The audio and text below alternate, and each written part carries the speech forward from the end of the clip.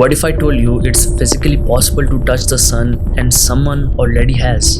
But if you tried it yourself, your atoms would be vaporized a million times over before you even knew what happened. Let's be clear, the surface of the sun is 10,000 degrees Fahrenheit, but the outer atmosphere were a million. That's hotter than anything you have ever imagined. And ironically, it's not even solid. You can't land on the sun because there's nothing to stand on. So, what does it mean to touch the sun? In 2021, NASA's Parker Solar Probe became the first spacecraft to enter the sun's atmosphere. It didn't melt because it was shielded by a revolutionary heat shield that can withstand 2500 Fahrenheit using reinforced carbon-carbon, the same material that protected the space shuttle. But even then, it's not about touching like your skin touches an object. It's a flying through a plasma inferno, collecting particles and magnetic data just long enough to survive. Now imagine this, you reach out towards the sun with your bare hands.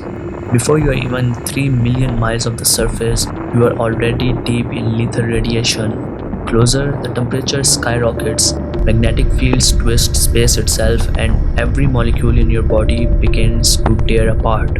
And if somehow you reach the corona, you'd be surrounded by a million degrees plasma moving at 400,000 miles per hour. It's not heat that kills you first, it's the sun's violence. But here's the mind bender, the sun isn't solid, but it still has a surface we define called the photosphere.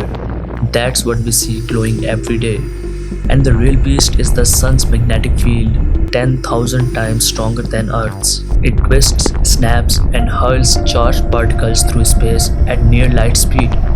The sun isn't just hot, it's a fusion reactor 10 billion times more powerful than all Earth's nuclear bombs combined. And touching it is like challenging a star to a duel. So touching the sun, Parker Solar Probe did it, so we don't have to. But here's something even more crazier to imagine. What if the sun were twice as big? Would we burn alive, or would Earth be ripped from orbit completely? Tap on next video to find out exactly what happens when our star doubles in size and how close we have come before. Subscribe because the cosmos doesn't wait, and neither should your curiosity, and I'll meet you in the next video.